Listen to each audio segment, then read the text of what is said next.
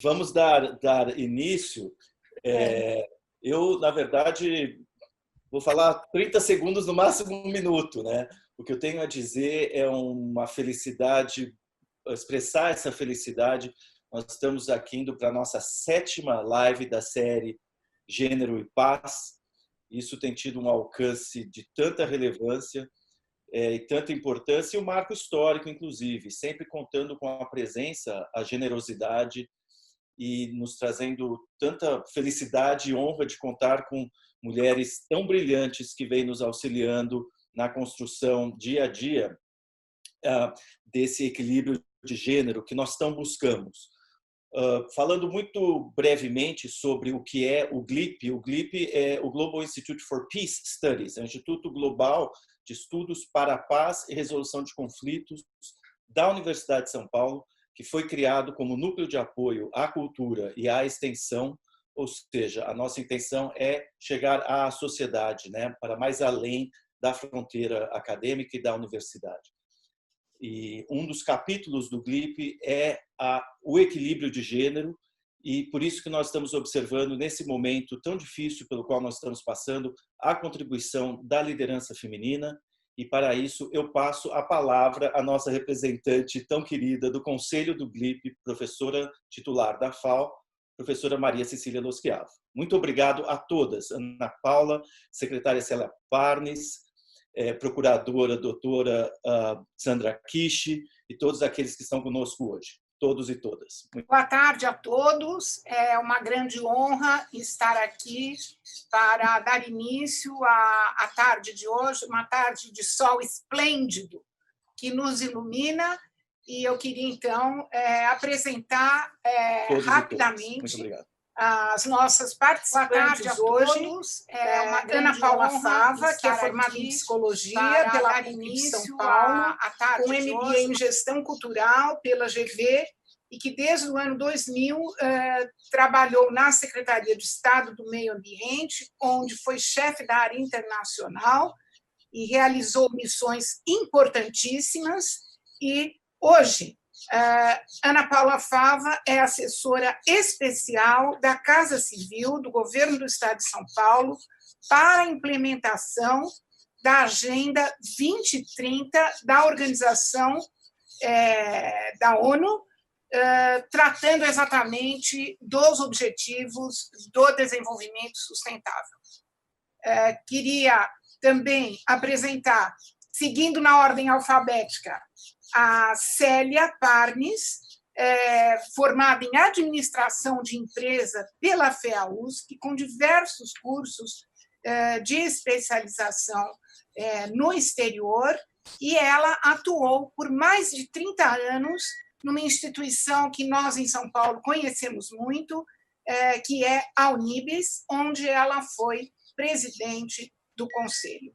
A Célia, hoje, ocupa o cargo de...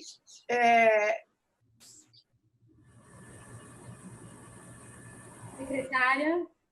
Por favor. Eu te ajudo. Secretária do Desenvolvimento Social do Estado. Exatamente, do Estado de São Paulo, uma posição absolutamente crucial para o debate das questões que hoje estarão sendo tratadas. Finalmente, fechando a ordem alfabética, a querida Sandra Shimada Kishi, procuradora regional da República, do Ministério Público Federal, formada em Direito pela USP, com mestrado em Direito Ambiental pela Universidade Metodista de Piracicaba. A Sandra Kishi, ela é procuradora regional da República, da 3ª Região, vice-presidente da Associação Brasileira dos Membros do Ministério Público do Meio Ambiente, ABRAMPA, membro do Instituto Global do Ministério Público do Meio Ambiente, gerente coordenadora geral do projeto Conexão Água do Ministério Público Federal no Brasil. Eu sou a professora Maria Cecília Loschiavo, da Faculdade de Arquitetura e Urbanismo, e eu peço licença a vocês para render uma homenagem muito, muito feliz com a presença do ex-reitor da nossa universidade, professor da Escola de Odontologia, Flávio Fava de Moraes. Que maravilha contar com a presença de um ex-reitor aqui conosco, com essas mulheres, para debater as questões sociais. Eu vou passar a palavra, vou convidar a queridíssima Ana Paula Fava a ser a moderadora desta sessão. Eu vou desabilitar o meu microfone, mas estarei aqui assistindo e, com certeza, participando em conjunto com vocês. Uma linda tarde para todos nós, muito profícua neste debate. Professora, muito obrigada pelas suas gentis palavras. Eu gostaria de agradecer o convite ao professor Dr. Gerson Damiani para estar aqui. Ele que é um cidadão do mundo e que passou por tantas universidades, onde estudou, se tornou mestre, doutor e pós-doutor, passando por Hamilton College em New York, Sorbonne, Humboldt University, King's College e Universidade da Califórnia em Los Angeles. Além de tudo, um cineasta, uma pessoa interessantíssima que nos uniu aqui hoje. Então, muito obrigada pelo convite. E obrigada também, professora Maria Cecília, professora da FAO, amicíssima da minha família e muito querida entre nós. Eu agradeço também a presença da secretária Célia Parnes, da procuradora, vou me permitir chamá-las pelo nome e por você, porque vocês são muito jovens, e aqui a gente vai ter um bate-papo informal sobre essa importante questão atualíssima sobre gênero e paz. Na Agenda 2030, que é uma agenda implementada pela ONU, que foi implementada no ano 2000, assinada por 193 países membros da ONU, esse é um dos temas cruciais dos 17 Objetivos do Desenvolvimento Sustentável. Ele é o objetivo número 5 e também o objetivo número 16. O 5, igualdade de gênero, e o 16, o tema da paz.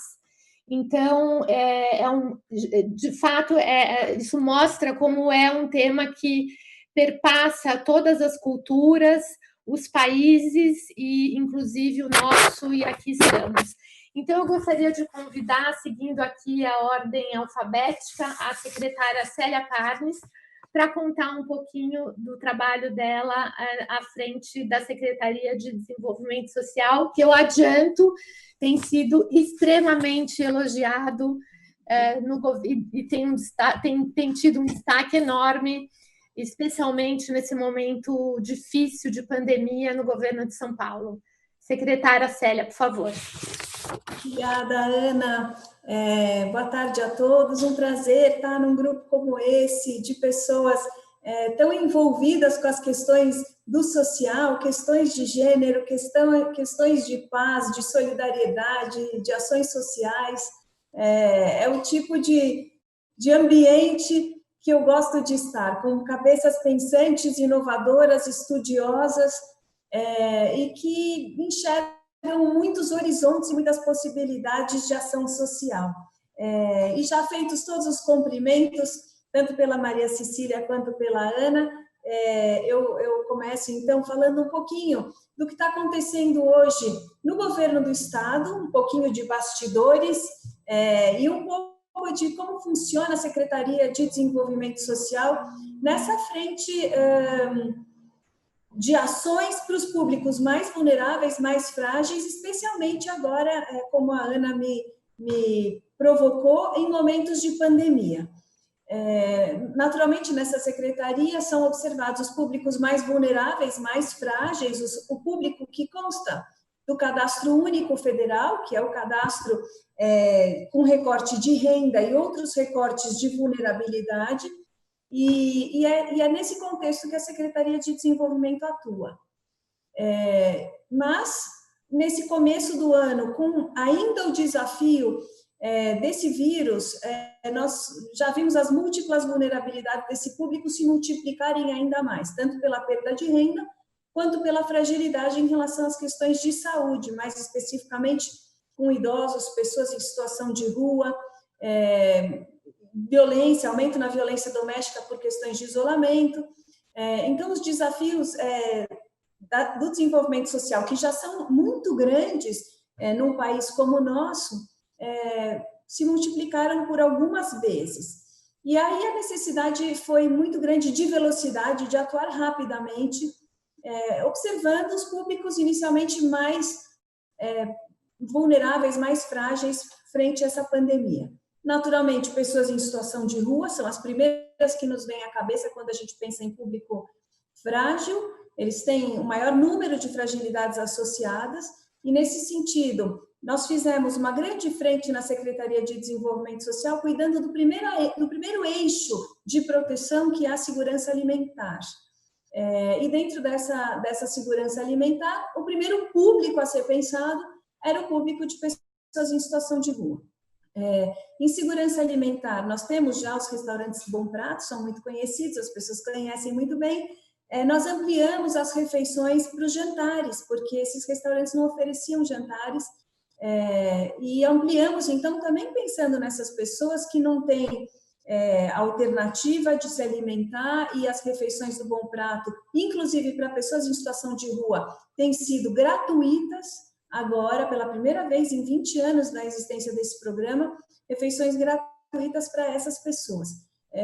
Além de um grande programa também de alimentos, de caixas de alimentos, estamos distribuindo 1.100.000 caixas de alimento, que não são cestas básicas, são caixas com muita proteína, com muitos nutrientes, carne, leite, grãos, para que as famílias consigam se manter em isolamento, apesar da redução da perda de renda, programas de suplementação nutricional para idosos em acolhimento, idosos em residenciais. Então, assim, e também um programa de auxílio financeiro para mães cujas crianças frequentam normalmente a escola estadual e que, com as aulas suspensas, essas crianças deixam de fazer as suas principais refeições do dia, muito frequentemente em famílias de baixa renda, que é a merenda. Então, estamos suplementando financeiramente essas famílias também. Então, no eixo de segurança alimentar foi a nossa primeira corrida e fizemos um trabalho rápido e robusto do tamanho desse Estado, do tamanho que o Estado tem de demandas, e tivemos sucesso, estamos tendo sucesso, estamos conseguindo que as famílias consigam se manter em isolamento e com nutrição e com uma resposta alimentar. Naturalmente, buscamos também olhar os eixos de proteção sanitária, de combate químico e físico ao vírus, distribuindo kits de higiene, equipamentos de proteção individual para os colaboradores que cuidam dos idosos em residenciais públicos, que cuidam de pessoas em situação de rua. Então, assim, protegendo os usuários, protegendo as equipes, com recursos mesmo para os municípios, para que eles possam fazer essas aquisições, tanto de equipamentos de proteção quanto de higiene, recursos para que possam fazer a vacinação dos idosos, o isolamento dos idosos em caso de necessidade deles saírem desses residenciais, substituição de equipe em caso de contágio. Para as favelas e comunidades, nós sabemos também que o vírus exerce um fator velocidade ainda em comunidades de grande adensamento, então uma série de ações em favelas e comunidades por todo o estado, fazendo centros de isolamento para que as pessoas possam sair do núcleo familiar em caso de sintomas, instalação de caixas d'água, suspensão nos cortes de luz, gás e água nas comunidades, iluminação, instalações de pontos de água, e também reforço nutricional com as refeições tanto do Bom Prato nas comunidades quanto das caixas de alimento. E assim vai, falando um pouco de mulheres vítimas de violência e também violência doméstica, um reforço muito grande nos veículos digitais para a denúncia, para que as mulheres possam fazer suas denúncias sem precisar se deslocar ou se expor ao vírus. Então, a Delegacia Digital da Mulher, além do aplicativo, um reforço nas campanhas de divulgação para denúncias, para o uso do equipamento Casa da Mulher Brasileira e para o uso do aplicativo SOS Mulher. Estamos também agora desenvolvendo um kit para mulheres que perderam sua renda, e nós sabemos que essas mulheres priorizam seus filhos, seus idosos e a alimentação da família, e acabam deixando de consumir itens para si, e um kit que aí vem exatamente no que as mulheres mais precisam: absorventes, itens de uso feminino, porque a gente sabe que as mães, as mulheres abrem mão mesmo das suas necessidades para as famílias que estão em casa, são mais bocas para se alimentar, mais demandas em casa. Então, estamos tentando suprir a população mais vulnerável com todo tipo de item, com todo tipo de possibilidade para que as pessoas consigam se manter em casa e se proteger do vírus. Além da campanha também agora do Inverno Solidário, buscando captar cobertores novos para evitar também o contágio no manuseio de roupas usadas, de agasalhos. Tradicionalmente nós captávamos, agora são só cobertores novos e laváveis, também pensando na higienização. E assim vai, centros de acolhimento para pessoas em situação de rua, mais de 50 centros pelo estado inteiro, também buscando acolher e, se necessário, manter essas pessoas bem protegidas e isoladas também de uma situação de rua e de extremo contágio. E, enfim, nesses 90 dias foram mais de 30 programas e ações com muita velocidade, olhando cada um dos públicos, olhando cada uma das demandas e escutando muito o que a população tem precisado e tem demandado. E tem sido muito prazeroso, apesar de muito intenso e dinâmico, muitas horas do dia, muitos finais de semana, mas a sensação de conseguirmos fazer um atendimento para minimização desses impactos da pandemia. E assim, acho que eu contei um pouco para vocês de como tem funcionado a secretaria. Não é assim que ela funciona normalmente, mas nesses últimos 90 dias é assim que ela vem funcionando. E olhando mais uma série de programas que continuamos atendendo, de combate ao uso abusivo de álcool e drogas também, programas de prevenção ao uso grande de álcool, que a gente vê agora em momentos também de isolamento.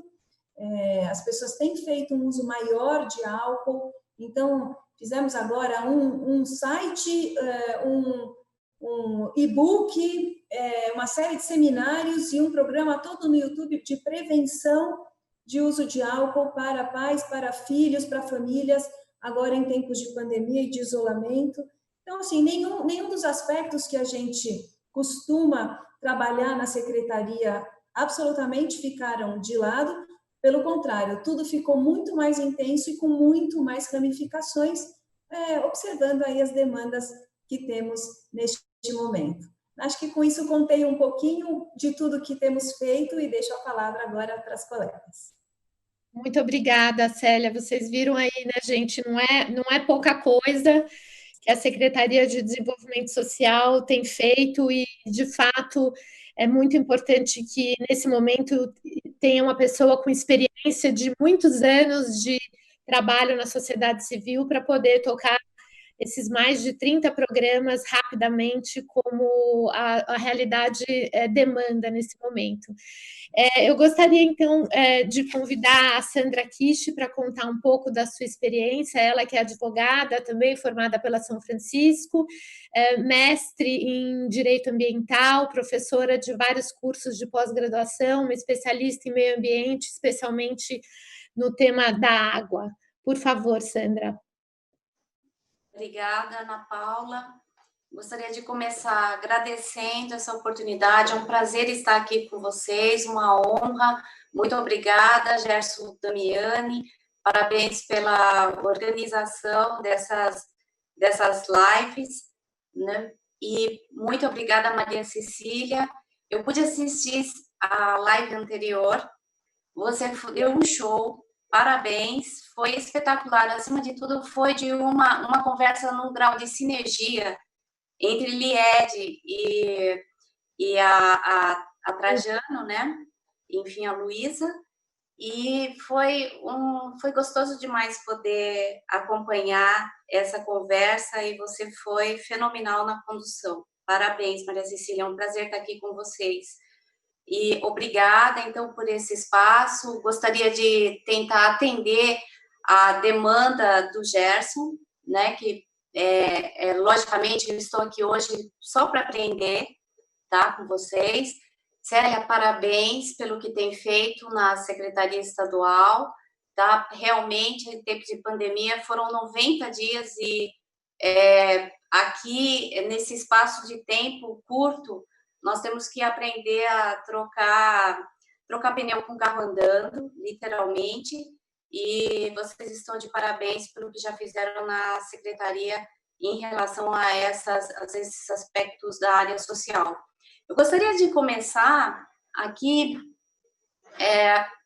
posicionando um pouquinho o Ministério Público, o que é o Ministério Público, porque aqui quem nos assiste talvez não tenha a noção exata do que seria o Ministério Público Federal, né? O Ministério Público Federal é um ramo do Ministério Público da União, ele tem a idade da República, lá de 1891, então, por isso é que é chamado de Procurador da República. Nós somos 1.150 membros espalhados por todo o Brasil. Em São Paulo, nós temos 126 membros e 55 procuradores regionais da República que atuam no grau dos tribunais, né, dos recursos. Eu sou uma dessas 55 e o MPF, ele atende a um planejamento estratégico. O planejamento estratégico atual é o decenal, que se encerra em 2020 e tem um objetivo muito claro e concreto, que é justamente a defesa dos interesses da sociedade, mas que não é aquele interesse da administração pública, né? Não é um interesse, portanto, de governo, tá? Mas é um interesse, sim, de toda a sociedade, que é um interesse meta-individual, que é um interesse coletivo. Então, cito, por exemplo, o combate à corrupção, num grau, inclusive, de atuação preventiva, e a defesa do regime democrático. O Ministério Público, ele privilegia, por conta disso, o nosso público-alvo é a sociedade. Então, portanto, a aproximação com o público é fundamental. E nós trabalhamos muito em parcerias, e atualmente estou coordenando o projeto Conexão Água, que é justamente um projeto que visa exatamente o tema daqui do dia de hoje. A Maria Cecília, do Instituto da Paz e Resolução de Conflitos, e o Conexão Água utiliza exatamente essa metodologia, que é a metodologia da mediação, que é aquele que busca, através da articulação entre representantes de diversos setores da sociedade, buscar, através de diálogos construtivos, minimizar eventuais conflitos, despindo-se cada ator do seu papel ou da sua armadura. Então, portanto, o Ministério Público se despe da sua armadura de Ministério Público, portanto, dá para deixar medos, percepções diferenciadas em relação à instituição Ministério Público um pouco de lado, e aceitar a proposta da construção de um diálogo para enxergar objetivos comuns, intersetoriais, e que possam ser resolvidos extrajudicialmente, de preferência, num grau de planejamento, passando por todas as fases de construção, realização, implementação e monitoramento. E nós temos, portanto, um objetivo estratégico pautado naquele plano estratégico, mas que tem um esqueleto, uma coluna vertebral, que é a coluna vertebral da dignidade da pessoa humana e da justiça social. Aí, com base nessa coluna vertebral, é que eu vou falar, então, portanto, hoje, da proposta, né, que, como a Ana Paula disse, é um objetivo de desenvolvimento sustentável, e é o número 5, tá? Que é a igualdade de gênero. Lembrando que aqui, quando nós falamos em igualdade de gênero, nós estamos falando aqui no dia de hoje do gênero feminino, da mulher. E quando eu digo mulher, eu incluo as crianças, as jovens, enfim, isso está descrito, né, na Declaração de Pequim, de 95, ou seja, engloba todas as mulheres, jovens, crianças, em todos os aspectos, e os homens também. Mas o interessante é notar que essa Declaração de Pequim, que é a nossa base, né, de 95, jurídica, ela coloca o homem na posição do he for she, ele para ela. Então, é a posição do homem ajudando a mulher no seu empoderamento. E a questão do gender e peace, né, a paz, também é um objetivo de desenvolvimento sustentável, que é o objetivo número 16. E eu gostaria de falar para vocês o que é, tentar explicar o que é objetivo de desenvolvimento sustentável. A Ana Paula poderia aqui dar uma lição tranquilamente no dia de hoje sobre isso, né, Ana Paula? Mas aqui eu vou tentar explicar só falando de 3 pontos, na verdade 4 bases ou pilares, tá, que sustentam essa mesa do desenvolvimento sustentável, tá, que é o pilar da conscientização pública, tá, o pilar justamente da paz social, o objetivo da vida digna e o meio ambiente equilibrado. Faltando qualquer um desses 4 pilares, simplesmente nós não temos como chegar no objetivo de desenvolvimento sustentável. E hoje, a situação que nós assistimos, infelizmente, no Brasil, no Brasil pandêmico, né, é de um afastamento, um distanciamento da proteção do meio ambiente, tá? Que nós estamos chamando de uma situação de apartheid ecológico. Então, portanto, já estamos sem uma perna da mesa, a mesa já está se querendo cair. Aí nós temos paz social. Enfim, será que nós estamos em paz social e a questão da conscientização pública e vida digna?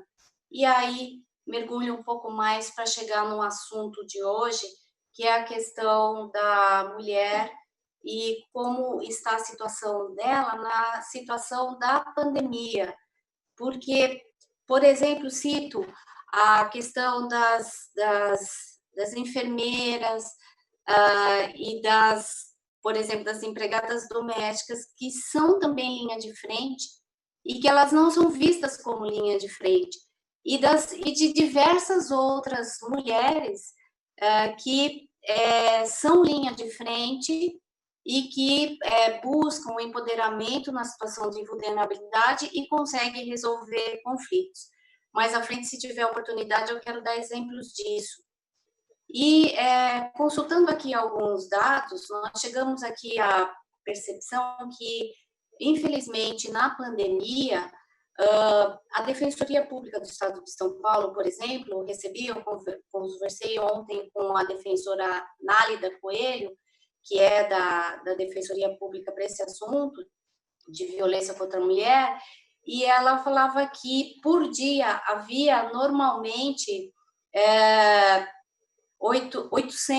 simplesmente 800 relatos dessa situação de condenações de toda a ordem. E, de repente, caiu para simplesmente menos de 80.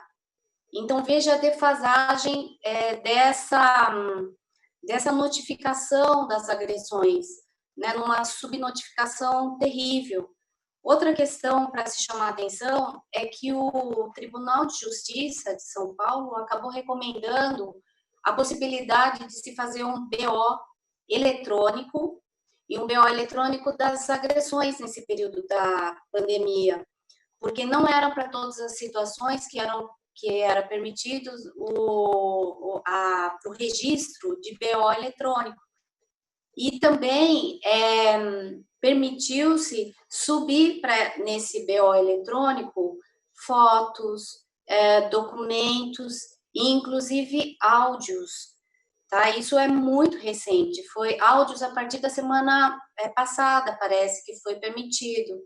Imagine que a mulher já vulnerabilizada, agredida, violentada, ela não, além do medo, ela não tem condições de entender o que ela precisa preencher no BO. Então, a importância da veiculação, da delação por áudio.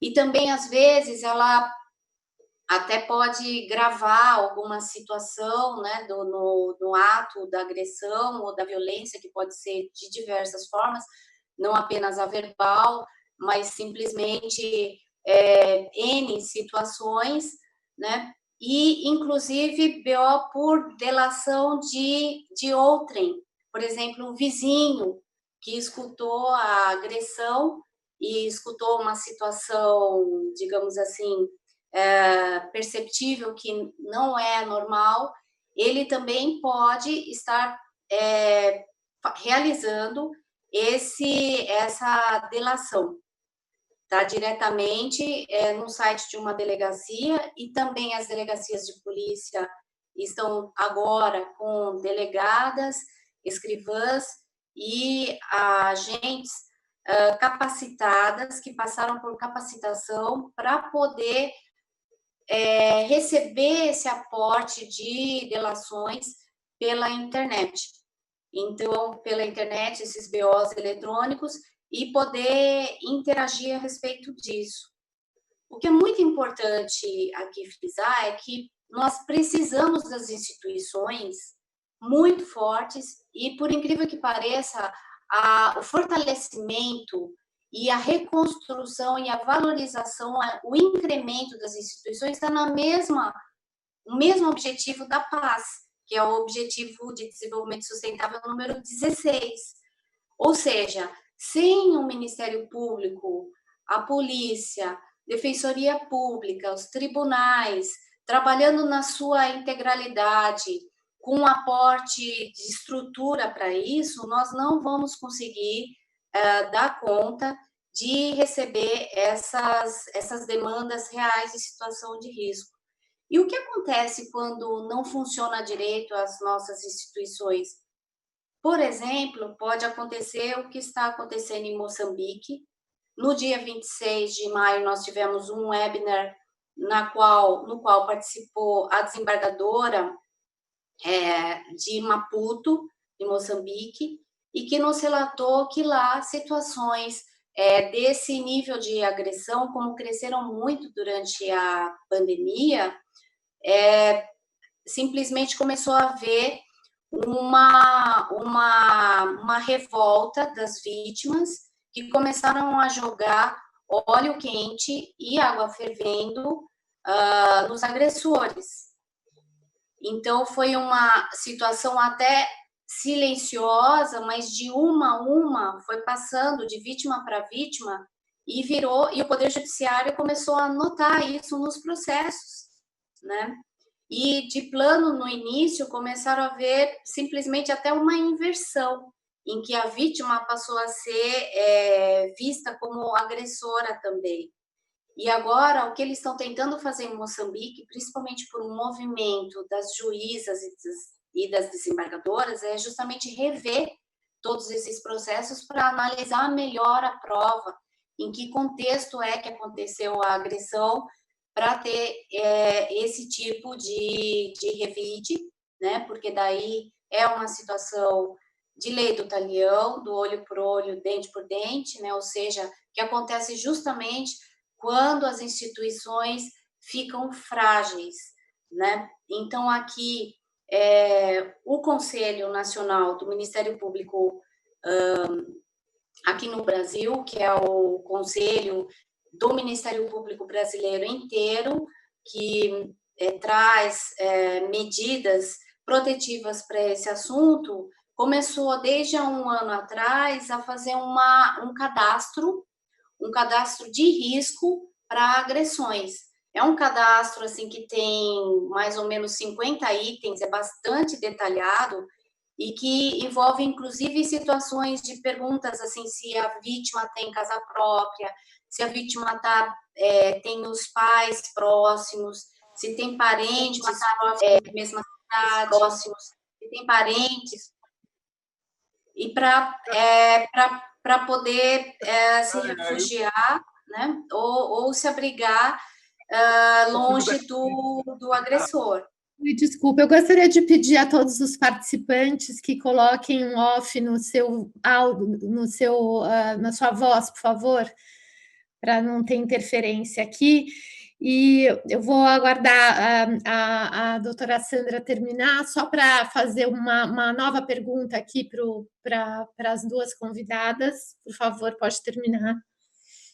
Então, eu só vou encerrar aqui essa parte, que eu acho que já foram os meus primeiros minutos, mas para que, durante a pandemia, como é que trabalhou o Ministério Público com a Defensoria Pública do Estado de São Paulo, por exemplo, com a reabertura do Hospital Pérola Byton, que acabou fechando, e ele foi reaberto por recomendação da Defensoria Pública para o atendimento do aborto legal nos casos de violência sexual, e também na área da saúde, por recomendação das instituições, a distribuição de contraceptivos para as mulheres, a proposta de aplicação de DIU, de Planon, para evitar situações indesejáveis de gravidez. O Ministério Público do Estado de São Paulo tem também um grupo que se chama GVID, que é um grupo específico que trabalha com promotores de justiça na área de prevenção ao aumento da violência. E também o Ministério Público do Trabalho tem um grupo que é do COOR de Igualdade, chama-se assim, COOR de Igualdade, para justamente cuidar dessas situações no ambiente de trabalho, das desigualdades de gênero. E desde diferença de salário até outras questões de representação. O que eu gostaria de falar é que, por exemplo, nós já tivemos alguma reação da sociedade, como, por exemplo, o RAP instalou aquele botão SOS Justiceiras, que é um botão de pânico, tá, para algumas situações, e algumas empresas, como, por exemplo, a empresa Avon, que atende o mercado consumidora feminina, também criou uma série de chaves e de avisos facilitando a procura de onde que ela pode buscar ajuda no caso de alguma violência. Eu fico aqui para ouvir um pouco mais da reação das pessoas e ouvir mais a Célia, aprender com vocês.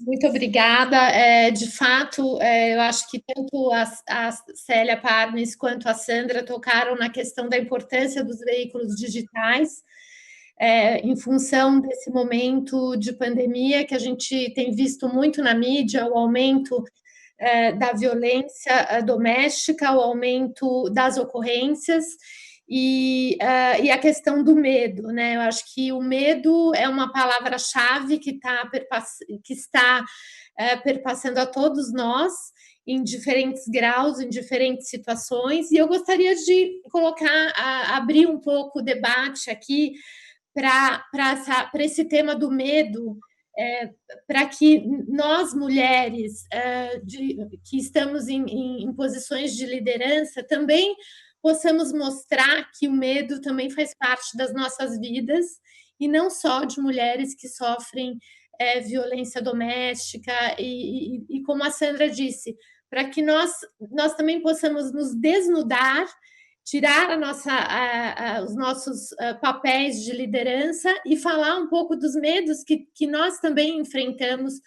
Muito obrigada. De fato, eu acho que tanto a Célia Parnes quanto a Sandra tocaram na questão da importância dos veículos digitais, em função desse momento de pandemia que a gente tem visto muito na mídia, o aumento da violência doméstica, o aumento das ocorrências, e a questão do medo, né? Eu acho que o medo é uma palavra-chave que está perpassando a todos nós em diferentes graus, em diferentes situações, e eu gostaria de abrir um pouco o debate aqui para esse tema do medo, para que nós, mulheres, que estamos em posições de liderança, também possamos mostrar que o medo também faz parte das nossas vidas, e não só de mulheres que sofrem violência doméstica, e como a Sandra disse, para que nós também possamos nos desnudar, tirar os nossos papéis de liderança e falar um pouco dos medos que nós também enfrentamos em posições de liderança, no dia a dia, nos nossos trabalhos, medo da morte, medo da doença, medos diversos. Então, eu gostaria de ouvir um pouco os desafios da Célia Parnes, de enfrentamento pessoal de alguns medos. Ai, Ana, isso não estava no script. O problema é que a Ana é muito inteligente e ela pega as coisas no ar aí nas nossas falas, nas nossas conversas, e agora está nos desafiando para um terreno pessoal, o que vai tornar tudo muito mais difícil, porque quando a gente está falando do terreno profissional, fica fácil. Agora, falar do terreno pessoal, dos medos pessoais, Ana, você está desafiando a gente a refletir aqui e, como você falou, nos desnudarmos aqui em tempo real. Vamos pensar um pouco sobre isso. Não tinha pensado, mas eu acho que o primeiro medo que a gente tem como mulher, já que você trouxe exatamente esse desafio, é das pessoas que a gente ama, né? A gente tem muito medo em relação a quem a gente ama, quem a gente cuida, a nossa família e as pessoas e os amigos. Nessa pandemia, acho que o primeiro medo maior que a gente tem é em relação a quem a gente ama, os idosos da nossa família, os pequenos, as crianças, os filhos, os maridos, as pessoas que a gente tem por perto e que a gente quer tão bem. Acho que esse é o grande medo. Agora, você falou também, posições de liderança. Mulheres em posição de liderança, num momento como esse, tem que mostrar coragem também. Coragem de estar na linha de frente, as profissionais da saúde, as profissionais da justiça, as profissionais que estão em áreas públicas, as profissionais de assistência social estão na linha de frente dessa pandemia, demonstrando uma grande coragem de deixar seus medos muito recolhidos e escondidos, porque elas têm que estar na linha de frente, elas estão na linha de frente, combatendo com muita energia, e a gente vê casos e casos de mulheres, não só na área da saúde, como na assistência social também, na justiça também, na segurança pública também. Essas mulheres, todas têm o mesmo medo que a gente, né? O mesmo receio em relação às pessoas que a gente ama, e estão demonstrando muita coragem, estão fazendo muito pela sociedade, é bonito de ver. E as pessoas valorizam muito porque sabem que as mulheres têm mesmo essas várias jornadas, né? Não só profissional, mas também pessoal, afetiva em relação aos maridos e aos filhos, e cuidar da casa, e de manter, de suprir, de abastecer, não só de itens, como de amor, como de estabilidade, como todos esses papéis que a mulher tem. Então, você me desafiou e está aqui meu desafio de coração aberto. Obrigada. Sandra, gostaria de ouvi-la também. Nossa, agora, será que meu microfone está ligado? Vocês estão me ouvindo? Tudo certo. Porque agora você me pegou, Ana Paula. Agora você me pegou, e quando entra a parte pessoal, né, como você colocou, bem, como eu tenho enfrentado os meus próprios medos, né? Porque os desafios enquanto membro de Ministério Público não estão fáceis, né? E associado a isso tem os medos da própria pandemia em si, né? Como lembrou aqui a Célia. Mas como é que eu estou tentando gerenciar esse medo, né? particularmente, eu estou passando por uma introspecção, um momento muito pessoal, muito próprio, de introspecção, de busca de raízes. E eu estou buscando na parte cultural, sabe? Porque eu acho que não, tenho certeza, que a cultura é o principal valor de uma geração inclusive. Não é só de uma pessoa ou de uma coletividade específica, mas de toda uma geração. E essa geração atual, começando comigo, né, enquanto você fez uma pergunta muito direta, não vou fugir dela, tá? Tentar mergulhar na raiz. Minha raiz cultural é uma raiz de origem nipônica, japonesa, né? Então, eu comecei a voltar um pouco para a parte fleumática do japonês, que é a trabalhar um pouco mais a paciência e justamente a situação de paz interior, né? Porque se eu não posso pedir a paz social ou buscar a paz social com as ferramentas que eu tiver, se eu não tiver em paz interior, certo? Então, como é que eu busco a minha paz interior? Pela cultura japonesa é através da tranquilidade. A tranquilidade na cultura japonesa é o berço, o berço para a coragem, olha só. Então, na tranquilidade que a gente vai trabalhar a coragem. Primeiro ponto. Depois, a cultura japonesa também valoriza demais, buscando aqui a Sandra Kishi Raiz, né? Valoriza demais a integridade, a honestidade, a humildade e a solidariedade. Num ponto de, lá no Japão, pela nossa cultura, eles agradecerem, inclusive, os objetos inanimados. Não só o ser vivo, mas simplesmente literalmente os objetos. Então, quando eu estive lá, eu presenciei uma pessoa agradecendo um ônibus e o ônibus não tinha motorista.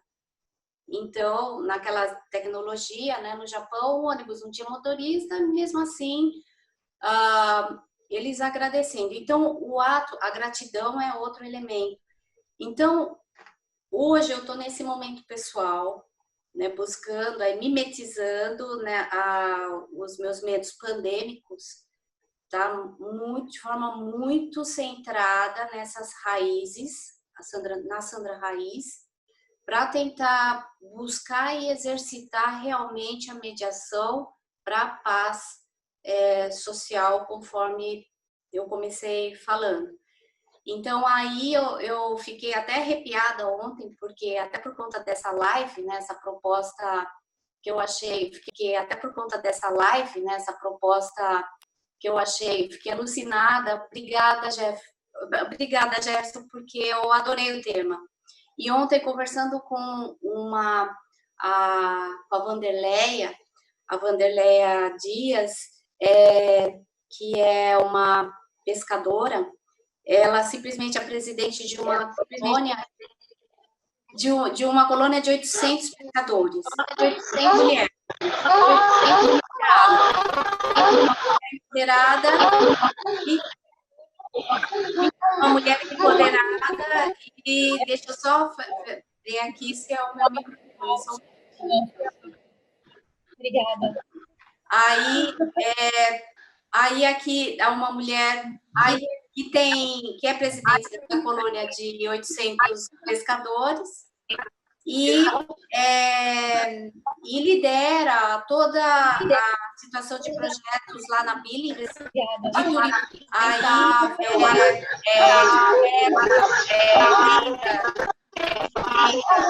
turismo. No comércio de São Paulo. E fora isso, ela acabou numa situação de extrema vulnerabilidade,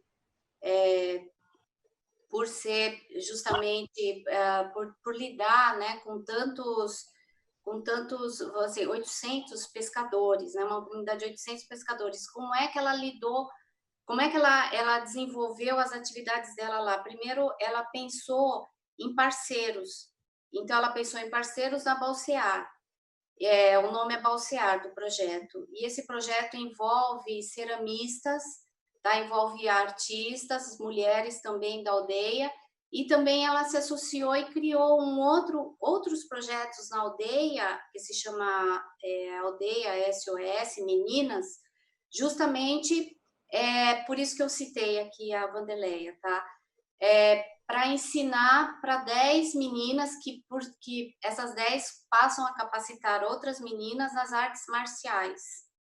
Então, por isso que eu lembrei dela aqui, por conta dessa questão do resgate da cultura, tá?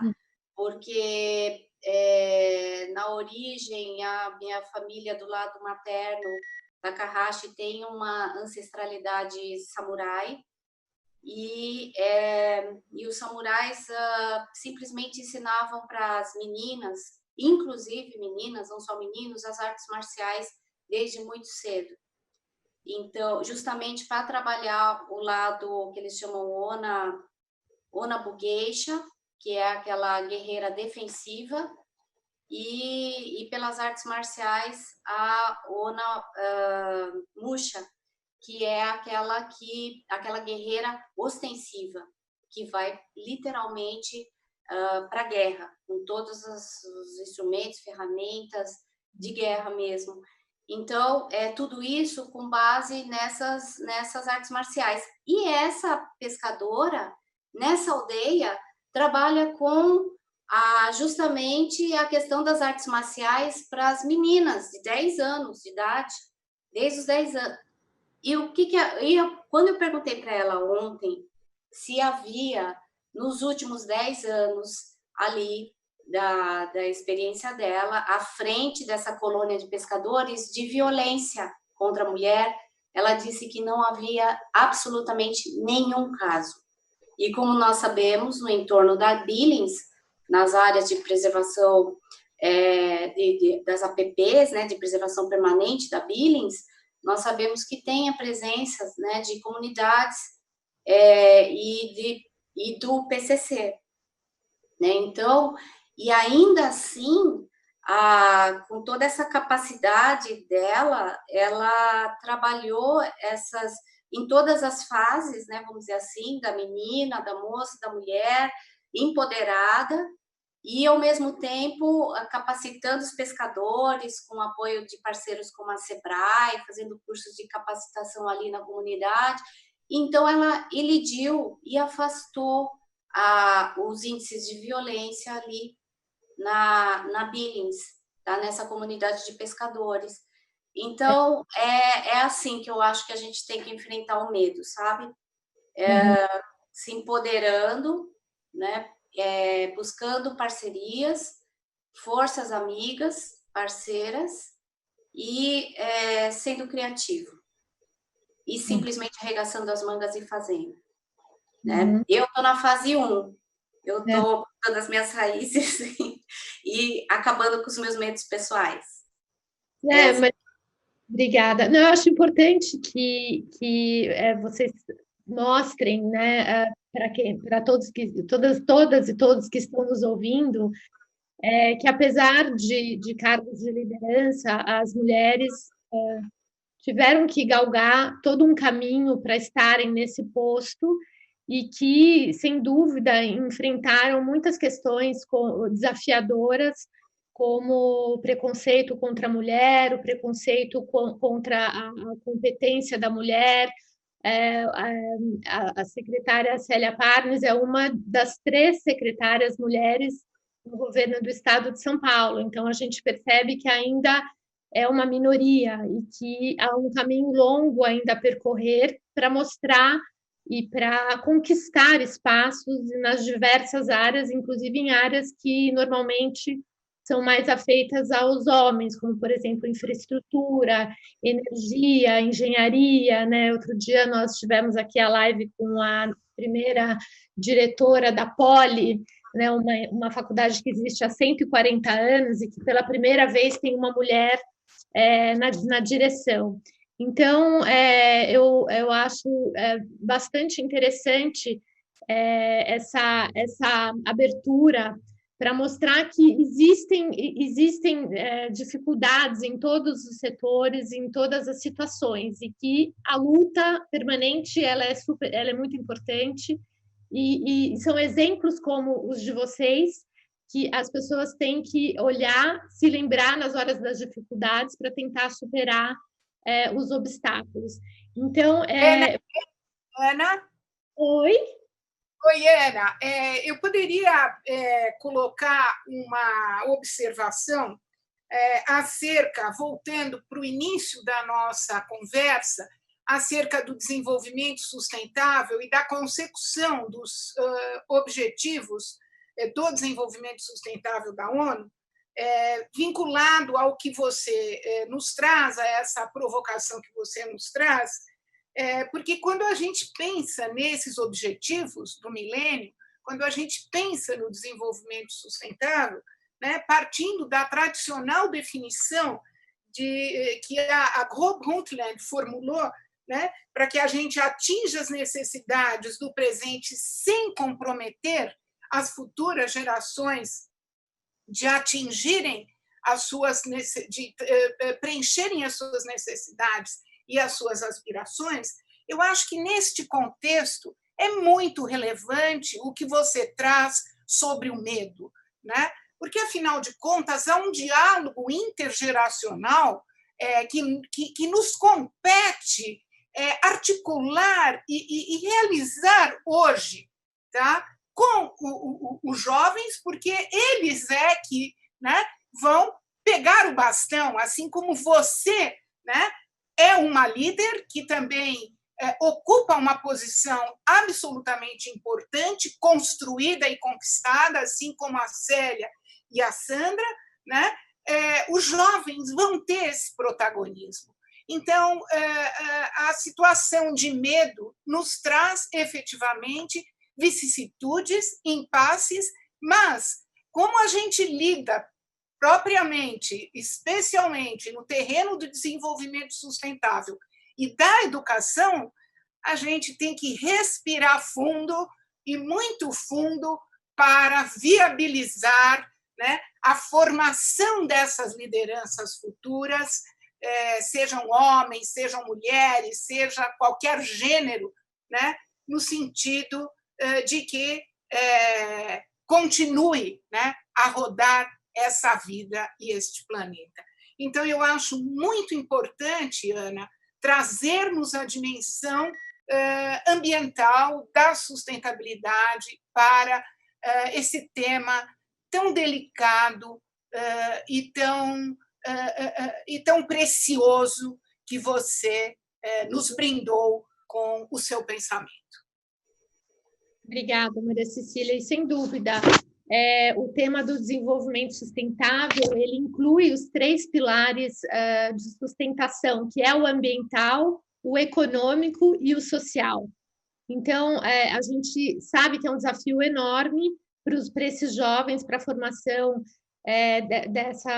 dessa juventude que agora passa pela pandemia, e a gente sabe que haverá retrocessos em relação à desigualdade social, em relação à erradicação da pobreza, em relação à educação, e que esses diálogos e o esforço de programas de governo, de programas em parceria com o setor privado, de programas em parceria com a sociedade civil, e esse diálogo da sociedade como um todo, que nós estamos presenciando nesse momento, que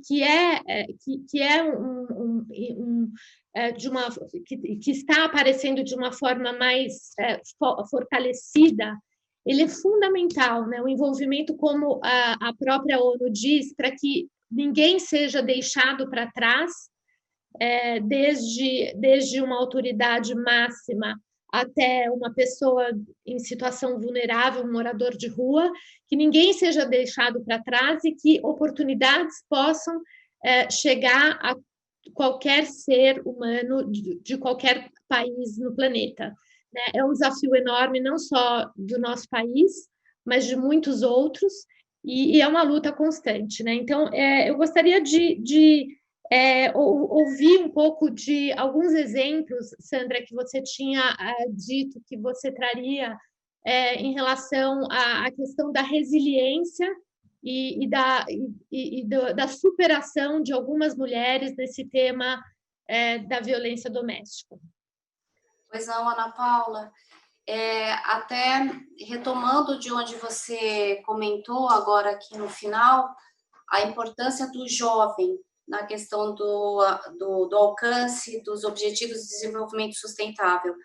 Que os jovens olhem para esse binômio, igualdade de gênero e paz, e procurem exercitar o que a pandemia está trazendo aqui em termos de reação da sociedade, tá?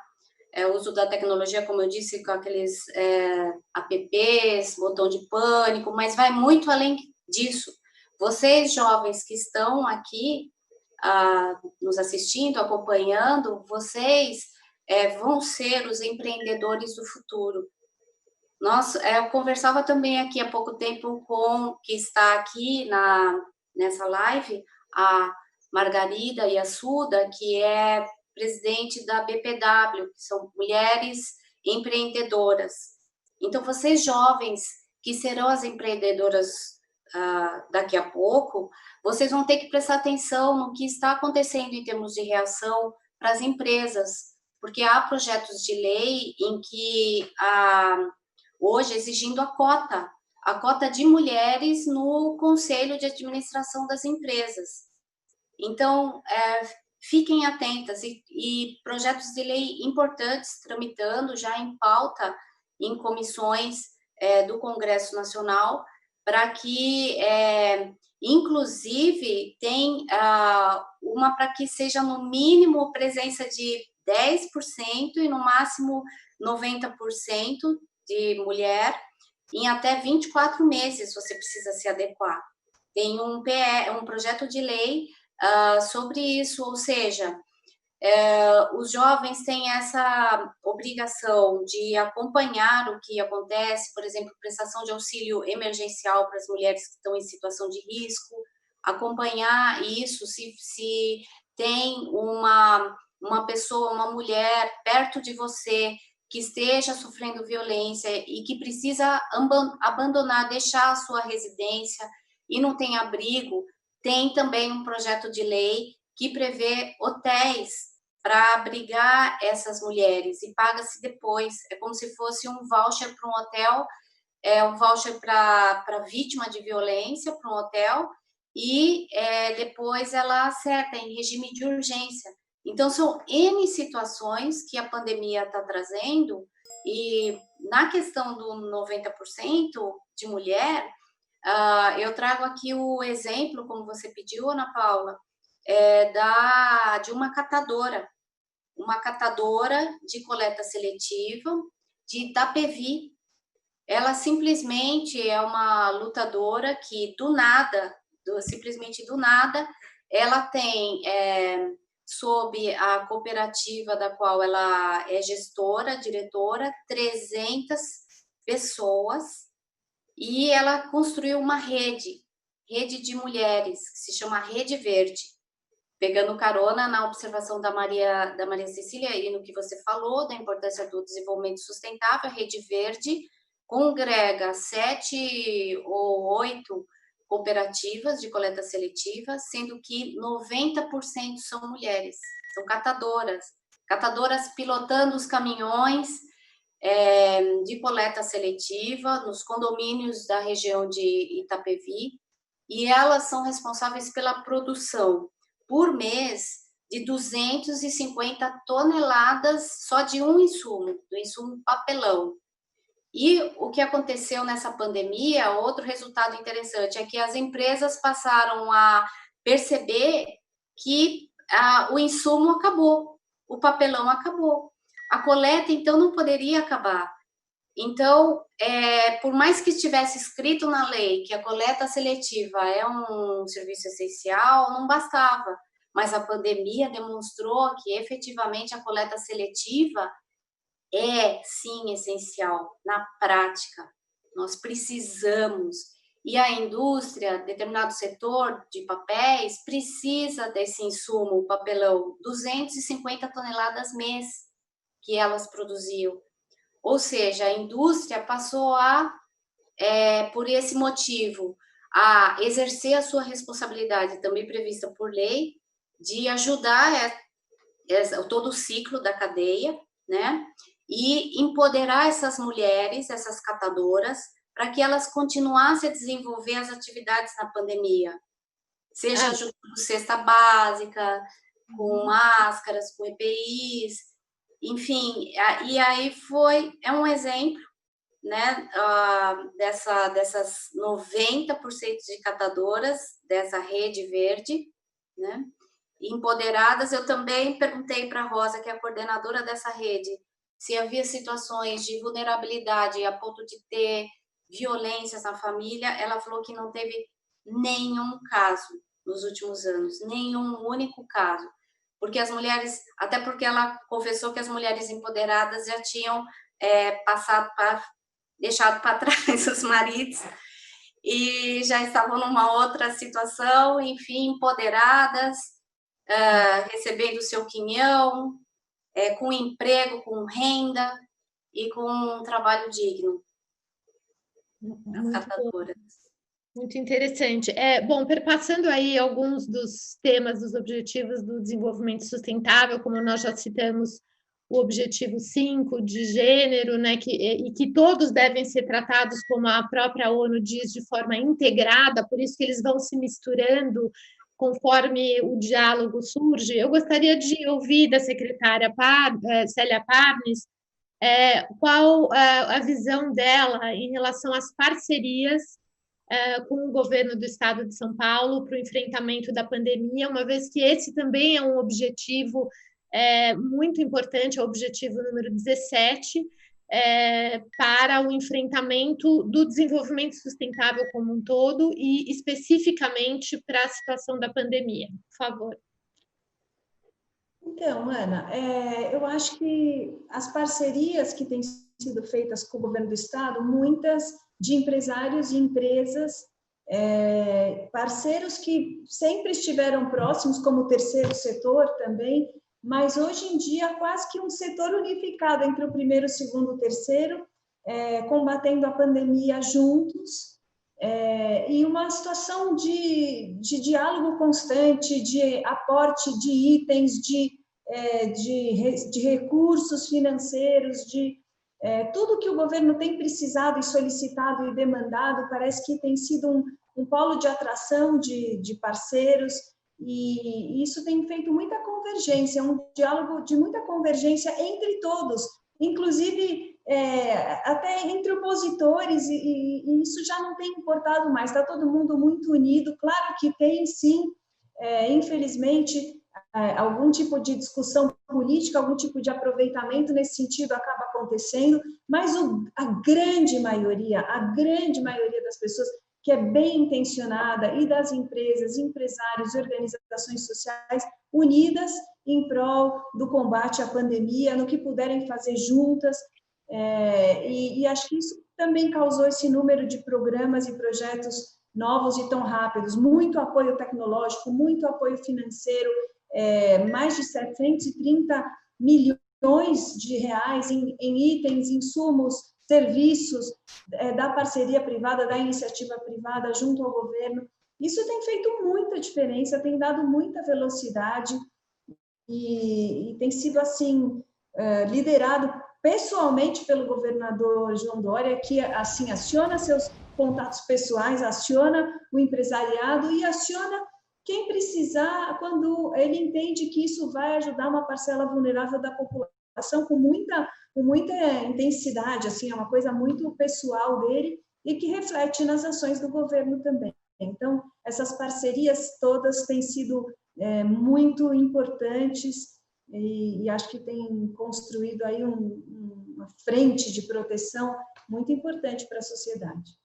Existem parcerias específicas em relação à questão para os idosos, a questão da vulnerabilidade dos idosos nesse momento? Você que é uma pessoa que conhece tão bem essa área, que foi responsável pela criação do primeiro centro-dia do idoso, de diversas unidades de assistência aos idosos, instituições de longa permanência, e agora nesse mês, junho violeta, né, que é o mês da conscientização da violência contra a pessoa idosa, o que a Secretaria de Desenvolvimento Social tem feito?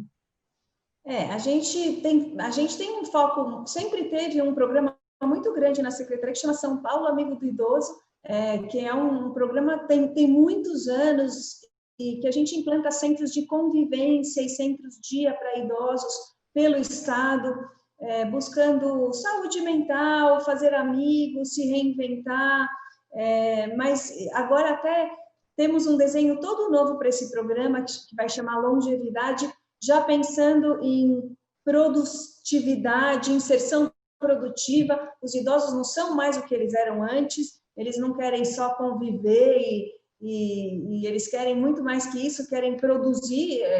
Os idosos somos nós daqui a 5 minutos, né? 60 a mais. Então, mudou, o idoso mudou completamente, o programa tinha que mudar também, então o programa Longevidade é completamente diferente do que ele vinha sendo conduzido, mas agora, em tempos de pandemia, a fragilidade é de saúde e nesse sentido, a gente criou uma central de monitoramento de casos dos residenciais de idosos, estamos, assim, com uma grande programa de testagem em residenciais de idosos, buscando conter, aplacar, prevenir a entrada do vírus nos residenciais públicos de idosos, campanhas de cartinha, de contato, de e-mails com esses idosos. E você lembrou o Junho Violeta, que é um absurdo que a gente tenha um Junho Violeta de conscientização contra a violência do idoso, porque é um absurdo que a gente tenha violência contra o idoso, mas se é preciso conscientizar, então vamos conscientizar, porque é inaceitável que isso exista, mas existe e muito violência contra o idoso. É uma coisa que a gente não consegue nem imaginar como é que pode, mas existe. E os centros de referência especializados na assistência social atuam muito. A nossa querida Sandra deve conhecer bastante bem esse tema, porque o Ministério Público trabalha muito esse tema contra a violência do idoso, e é um absurdo, é um drama, é lamentável que a gente precise ter um mês de conscientização para isso, mas existe muito, o idoso é frágil e ele é muitas vezes o responsável familiar, financeiro, com o benefício que ele pode receber. Estou vendo que a Maria Cecília está fazendo assim, concordando comigo, também acha uma coisa doente, mas e aí as pessoas se aproveitam disso e tem, além da violência física, tem a violência psicológica. O idoso é mais frágil, ele é dependente muitas vezes e acontece. E se a gente precisa conscientizar, vamos conscientizar e trazer esse tema também para as esferas da justiça, porque eu acho que não dá para imaginar essas pessoas mais dóceis, que têm a nossa cultura, que trazem a nossa história, que trazem a nossa essência, serem vítimas de violência. Uma coisa que eu não consigo nem imaginar, nem conceber, mas existe, é um drama e a gente tem que conscientizar. Vamos fazer as campanhas e falar disso quanto for necessário para que isso seja erradicado. Ana Paula, será que poderia fazer uma perguntinha aqui para você? Poderia fazer uma intervenção rápida? E é para as duas.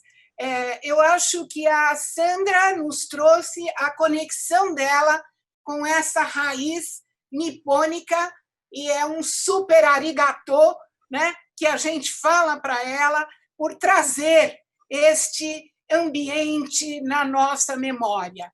E agora a Célia nos traz o papel do idoso. Eu queria lembrar que as duas trazem agora para nós uma herança de espiritualidade dos nossos idosos, especialmente na cultura brasileira, né? Aquelas mulheres rezadeiras que curavam determinadas patologias.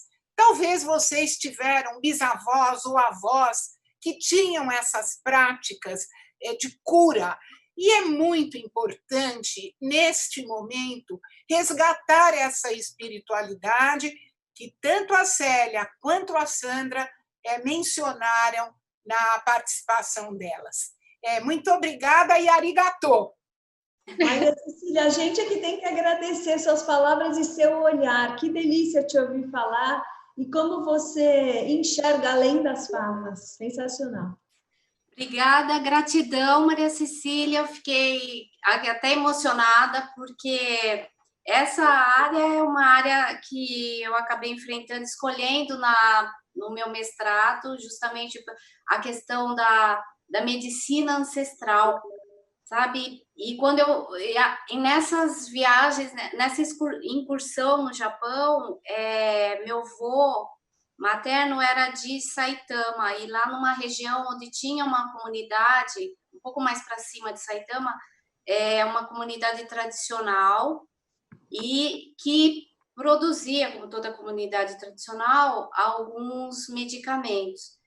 E o interessante é que para a pandemia, levando em consideração a questão dos medicamentos tradicionais, em dezembro mesmo, quando estouraram os primeiros casos na China, um indígena me falou, comentando comigo, falou: olha, Sandra, eu acho que aí deve funcionar alguma coisa do chá de quina-quina, extraído da árvore de quina-quina, que é o princípio ativo da cloroquina. E aí, isso foi lá atrás, lá no começo. Uma Amazônia brasileira peruana, né? Pois é, e ele falou, esse remédio é muito usado na Amazônia contra a malária. Daí isso ficou na minha cabeça. Eu nem sabia o que era, imagina que eu ia saber o que era hidroxicloroquina, nem passava pela minha cabeça naquela época. Enfim, escutei, mas tudo isso vem desse conhecimento ancestral, dessa cultura imemorial, né, dos nossos antepassados, né, de algum momento lá atrás, de gerações e gerações, e que, enfim, estamos aqui e, de alguma forma, usufruindo desse conhecimento tradicional, né? E então, faz parte esse resgate todo, né, um resgate espiritual que ajuda a trazer uma certa tranquilidade, porque a gente encontra uma linha de conexão, a gente sente que não está tão solto, assim, não está por aqui nem muito por acaso, né? E consegue ter uma segurança em nível pessoal. Mas eu tenho uma perguntinha, se me permitir, para a Célia, que era... Célia, querida, obrigada por todas as suas explicações e pela proatividade na gestão. Eu gostaria só de aqui um aspecto muito Sandra Kish, pessoa física, cá com os meus botões, uma dúvida em relação aos idosos e ao ritmo, né, que a gente não sabe ao certo qual que é o índice de letalidade mesmo, quantos mortos, né, mas enfim, até onde eu acompanhei na semana passada, contando os suspeitos, eram 10 mil mortos, então, por dia, uma coisa absurda. Isso são vários índices, como nós estamos com subnotificação, a sociedade civil passou a fazer os seus próprios índices de monitoramento, né? Mas a pergunta que eu iria fazer é a seguinte, nós temos uma lei que estabelece prioridade para atendimento aos idosos. Se nós chegarmos num colapso no nível do que aconteceu em Milão, em Bérgamo, na Itália, enfim, como é que nós vamos ter que fazer escolhas de Sofia? Como é que, assim, a sua percepção, né, de uma Sandra que abstraiu do direito para te fazer essa pergunta, e tentando enxergar o seu lado de desenvolvimento social, né, em relação a essa questão, sendo que a gente tem uma lei que prioriza atendimento a idoso. Como é que você percebe essa situação como cidadã e à frente da sua pasta? Olha, acho que mais pensando na área da saúde e nos insumos de saúde, nós vamos ter que fazer muita gestão. E se a gente precisar ficar mais horas e o dia ter mais do que 24 horas, ele terá mais do que 24 horas, porque a gente vai ter que fazer essa gestão, nós vamos ter que fazer o suporte para a população, a gente vai ter que ter recursos. E não posso imaginar nenhum tipo de escolha como essa, sendo que é um Estado que tem gestão, que tem seriedade, é um Estado que tem possibilidades, que tem contatos no exterior, que tem trazido respiradores, estamos trazendo 3.000 respiradores. De verdade, eu espero não ter nunca que responder essa pergunta, nunca chegar no dia de ter que responder essa pergunta, enquanto a gente puder fazer gestão e pedir e fazer aquisições e fazer o que for preciso, nós vamos fazer.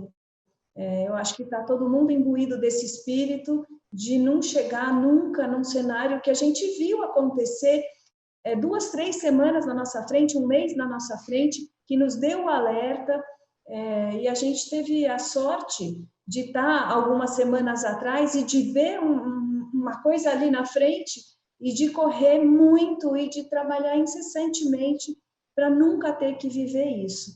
Então, eu espero nunca precisar te responder essa pergunta, de verdade, desejo do fundo do meu coração nunca precisar, porque eu não acho que tenha vida que seja mais importante que outra vida. Não acho que exista nenhum tipo de critério que consiga elencar isso. Então, vamos fazer mais e mais rápido e mais ainda, o que precisar. Gerson, gostaria de falar? Sim, por favor. Assim, também me despindo, como a Sandra Kishi falou, né, do véu aqui do jurista e do acadêmico. Estou com a minha mãe aqui na sala da frente, de quase 90 anos, com a cuidadora dela assistindo pelo YouTube. Então, eu queria ouvir de vocês todas que palavra de motivação nós podemos dar para essas pessoas que estão na linha da frente, essas verdadeiras soldadas, né? Nós falamos aí das cuidadoras, nós falamos das pescadoras, nós falamos das catadoras de resíduos sólidos e orgânicos, as enfermeiras, né? Todo esse pessoal de saúde. Que palavra que a gente pode dar de gratidão, de motivação, e inclusive para gerações futuras que ficam pensando, esse é o rumo que eu quero seguir na minha vida. Então, ficaria muito feliz de poder ouvir algumas palavras nesse sentido. Por favor. Bom, eu acho que o mais importante é mostrar para os jovens que as situações não são fáceis e que precisam ser enfrentadas com muita dedicação, com muita coragem e com esperança. Às vezes, a dificuldade e a ansiedade de ter um resultado positivo no futuro, de alguma ação, algum resultado, faz com que o jovem ou que várias pessoas desistam de antemão de tentar enfrentar uma determinada situação. Eu acho que aqui a gente conseguiu mostrar várias ações que estão sendo feitas de enfrentamento do governo de São Paulo, em parcerias com o setor privado, com a sociedade civil, com o Ministério Público, com a universidade, ações diversas que estão sendo feitas. Então, eu acho que a minha mensagem é de que a gente tem que seguir em frente, continuar lutando, porque não tem outro caminho.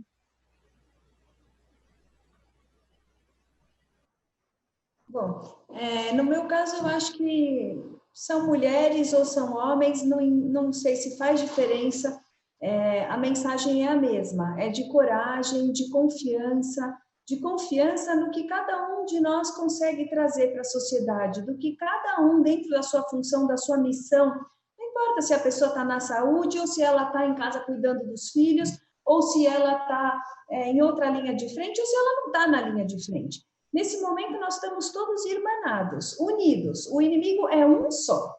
O inimigo agora é o vírus, é a pandemia, então não faz muita diferença em que função nós estamos e nem somos mulheres ou se somos homens. Prevenindo a si, você está prevenindo a todos, está prevenindo a comunidade, a sua mãe, como você falou, que está ali na sala ao lado. Quer dizer, se prevenindo, a gente está prevenindo a sociedade de pegar esse vírus, e todo mundo tem um papel. A pandemia, ela teve esse efeito, ela tornou a todos um grande batalhão, um grande exército unido contra o vírus. Então, tirando, como eu falei, algumas exceções que estão mais preocupadas com bobagens, a grande maioria das pessoas de bem está preocupada com uma única coisa. Assim, vamos combater o vírus, depois a gente vai continuar, vamos tocar nossa vida, vamos retomar o que for possível, mas com saúde.